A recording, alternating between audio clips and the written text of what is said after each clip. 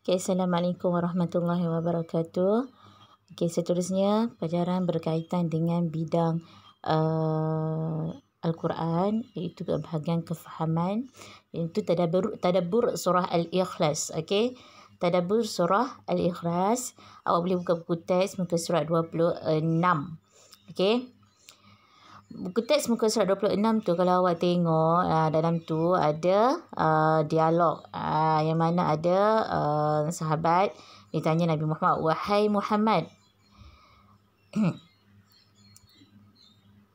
gambarkanlah kepada kami tentang Tuhanmu." Ditanya Nabi. Maka turunlah surah Al-Ikhlas menjelaskan persoalan tersebut. Okey, maknanya surah Al-Ikhlas ni diturunkan diturunkan bagi menjawab persoalan yang ditanya oleh sahabat ketika itu. Okey. Muka surat 27 pula ialah perincian. Okey, perincian maksud bagi setiap ayat dari surah Al-Ikhlas. Kita tengok dulu satu persatu. Okey. Bismillahirrahmanirrahim. Maksudnya dengan nama Allah yang Maha Pemurah lagi Maha Mengasihani. Okay, ayat yang pertama dari surah Al-Ikhlas yang berbunyi,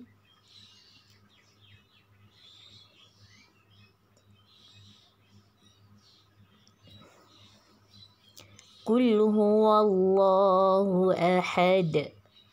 Maksudnya, katakanlah wahai Muhammad, Tuhanku ialah Allah yang Maha Esa. Ayat yang kedua, Allahus Samad.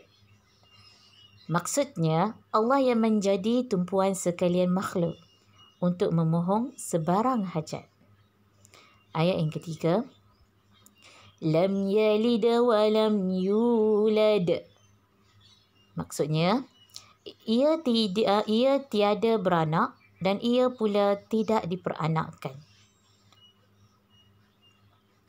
Ayat yang keempat, walam yakul lahu kufuwan ahad. Maksudnya, dan tidak ada sesiapa pun yang setara dengannya. Jadi surah Al-Ikhlas ni ialah merupakan surah keesaan yang Allah nak bagi tahu pada kita bahawa Allah ni satu je. Allah ni tidak dilahirkan ataupun Allah tidak melahirkan. Okey? Okey, seterusnya tengok kat sebelah dia.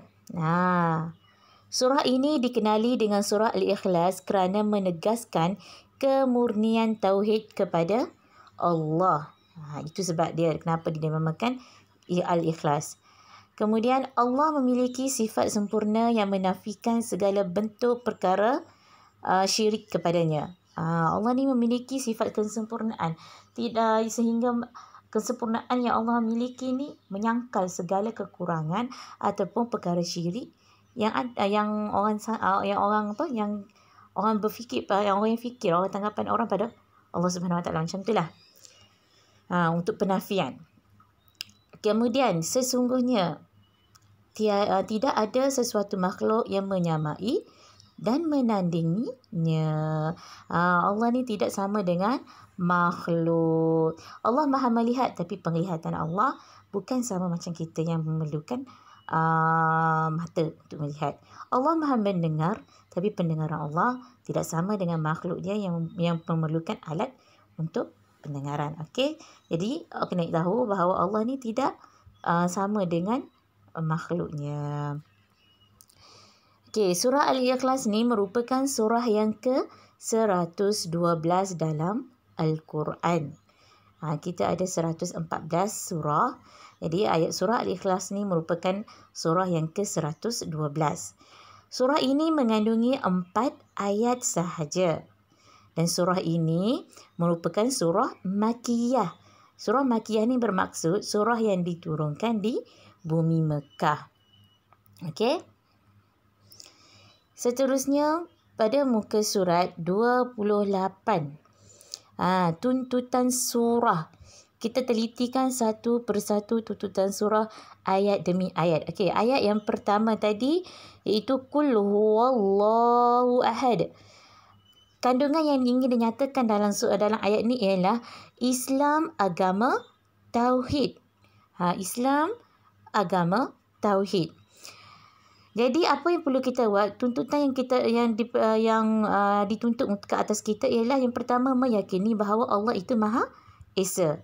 Yang kedua, sentiasa ikhlas dalam ibadah. Yang ketiga, membanyakkan menyebut kalimah La ilaha illallah. Itu tidak ada Tuhan yang disembah melainkan Allah. Ayat yang kedua pula yang berbunyi Allahus Samad, yang bermaksud kandungan daripada ayat ni iaitu Allah tempat meminta pertolongan. Hanya Allah sahaja tempat kita mohon pertolongan, bukan pada orang lain, bukan pada Tok Bomo ke ataupun sebagainya. Okey, tuntutannya ialah memohon pertolongan hanya kepada Allah. Tak perlulah nak pergi jumpa bomo-bomo untuk dapat pekerjaan yang baik ke, untuk dapat kejayaan, tak perlu. Sebab yang dapat membantu kita hanyalah Allah Subhanahu Wa Taala. Kemudian yang kedua, menghindari diri daripada perasaan putus asa. Kita kena hindarkan diri daripada perasaan putus asa. Sebabnya kadang-kadang apa yang kita minta Allah tidak makbulkan. Sebabnya Allah nak bagi yang terbaik. Allah lebih mengetahui apa yang terbaik untuk kita. Kemudian yang ketiga, bersangka baik dengan setiap ketentuan Allah. Contohnya, awak nak berjaya dalam kehidupan awak, dapat UPSR 5A, cemerlang, tapi Allah tak bagi semua tu. Tapi awak kena bersangka baik. Mungkin Allah tak bagi awak dari segi kejayaan, tapi Allah berikan awak dengan penuh kesopanan dan kesopanan diri awak. Sebab kadang-kadang murid cemerlang ni, dia cemerlang dalam akademik, tapi belum tentu lagi dia cemerlang dalam adab dan tata susila. Tapi kadang-kadang ada setengah orang, dia tak pandai dalam akademik, dalam belajar, tapi dia sangat elok dari segi tata susila dan perwatakan. Jadi kita kena bersangka baik dengan setiap ketentuan Allah. Ayat yang ketiga pula ialah lam yalid wa lam yulad. Okey, kandungan pada ayat ni ialah Allah tidak mempunyai anak dan pasangan. Allah dah bagi tahu dia tak ada anak dan dia tak ada pasangan. Okey, jadi apa yang perlu kita buat ialah merenung ciptaan Allah dan mengagungi kekuasaannya. Kita tengok pantai, kita tahu wah, hebatnya Allah dapat menciptakan kan angin, deruan, ombak, semua bagai itu kan. Dengan mengagungi kekuasaan Allah. Yang kedua, yakin Allah Maha berkuasa dan tidak perlu kepada pasangan dan keturunan. Itu keyakinan daripada diri kita. Yang ketiga, mempelajari ilmu akidah bagi memantapkan iman. Macam sekarang ni lah, awak belajar ilmu pendidikan Islam ni. Dalam pendidikan Islam ni macam-macam ada. Ibadahnya, akidahnya, sirahnya, adabnya. Jadi kita kena belajar. Okey? Ya, ilmu agama pendidikan Islam ni mungkin tidak masuk dalam peperiksaan UPSR. Tapi kita bawa ilmu ni hingga mati ya. Okey. Ayat yang terakhir ialah walam yakul lahu kufuwan ahad. Okey, dalam ayat ni ingin menekankan bahawa Allah tidak serupa sama sekali dengan makhluk. Sama sekali Allah ni tak sama pun dengan makhluk dia. Tak sama dengan tumbuhan, tak sama dengan haiwan, tak sama dengan manusia, tak sama dengan alam semesta. Okey, jadi kita kena meyakini Allah memiliki sifat-sifat kesempurnaan. Allah ada 99 nama. Yang Asmaul Husna. Kemudian Allah ada juga sifat wajib bagi Allah, wujud, qidam, baqa, mukhalafatul lil hawa, di semua tu kan. Jadi amat mustahil bagi Allah untuk memiliki kecacatan ataupun ketidaksempurnaan. Okey. Kemudian yang seterusnya ialah bersyukur atas nikmat kurniaan Allah. Jadi apa yang kita ada pada hari ini kita kena bersyukur. Jangan kita tengok orang lain ada benda tu kita nak juga. Jangan. Okay, sebabnya mungkin orang lain dapat apa yang kita tengok orang lain tu dapat, mungkin dia ada kurang dari segi lain. Okay, Jadi apa yang kita ada sekarang ni kita kena bersyukur. Okey. Yang ketiga, mengisafi kelemahan diri. Mengisafi kelemahan diri. Maknanya kita kena sentiasa muhasabah diri. Jangan jangan sombong, angkuh, bongkak semua jangan. Okey, kita kena sentiasa mengisafi kelemahan diri sebab kita ni hamba Allah yang lemah. Allah sahaja yang Maha berkuasa. Okey.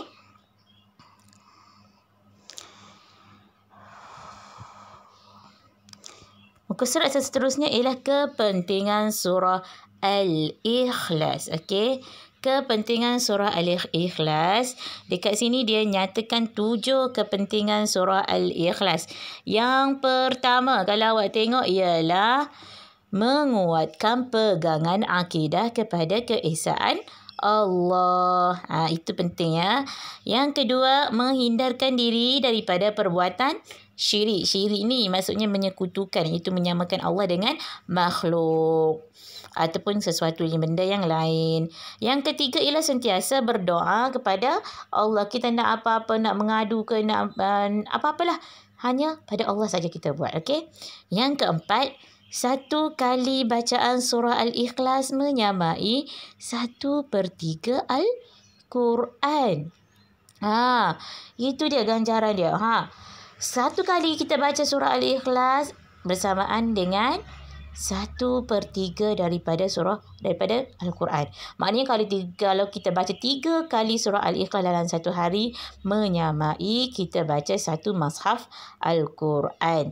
Yang kelima, ganjaran syurga kepada yang mengamalkan surah Al-Ikhlas. Dijanjikan ganjaran syurga bagi orang yang mengamalkan surah Al-Ikhlas. Sebab itulah kita digalakkan sebelum tidur, baca doa tidur, baca surah Al-Fatihah, selawat ke atas Nabi, baca syahadah, baca surah Al-Ikhlas kurang-kurangnya 3 kali. Kan? Okey, nombor 6. Diampunkan dosa oleh Allah. Yang ni yang kita nak. Jangan pula mentang-mentang saya kata diampunkan dosa oleh Allah, awak pun buat dosa, awak pun baca Al-Ikhlas. Awak pun buat dosa, awak baca Al-Ikhlas. Tidak, bukan itu yang Ustaz maksudkan. Kalau kita buat dosa tu, kenalah, kalau kita tahu kita buat kesalahan pada orang lain, pada orang-orang tertentu, kita kena mohon maaf dengan orang tertentu tu. Okey. Kemudian yang ketujuh, membentuk kepribadian Muslim. Kepribadian Muslim ni kita dapat mencerminkanlah diri kita ni sebagaimana acuan yang Islam nak. Bukan nama je Islam, tapi perlakuan dan percakapan tu bukan berteraskan Islam. Okey. Awak tengok kat bawah ni, dia kata, gambar kartun ni bagi tazkirah. Diriwayatkan oleh Bukhari daripada Abu Darda, Rasulullah SAW telah bersabda, apakah seseorang daripada kamu mampu membaca dalam satu malam 1/3 Al-Quran? Mereka pun berkata, dan siapa antara kami mampu membaca 1/3 Al-Quran dalam satu malam? Rasulullah bersabda, Qul huwallahu ahad, sebanding dengan 1/3 Al-Quran. Abu Darda beritahu, ada orang tanya, Nabi Muhammad bertanya, dalam kalangan kamu ni siapa yang boleh baca 1/3 daripada Al-Quran pada waktu malam sebelum kita tidur? Jadi mereka pun kata, siapa antara kita ni boleh baca? Ialah 604 muka surat. Bahagi 3. Lebih kurang berapa? 300 muka surat. Kita lebih kurang 200 muka surat. Kita nak baca sebelum tidur. Mampukah? Jadi Nabi Muhammad berkata, bila kita baca surah Al-Ikhlas, Qul huwallahu ahad, dia menyamai dengan 1/3 daripada Al-Quran. Okey. Habis tajuk berkaitan dengan tadabbur Al-Quran. Okey. Moga-moga awak semua dapat fahamilah pasal ni.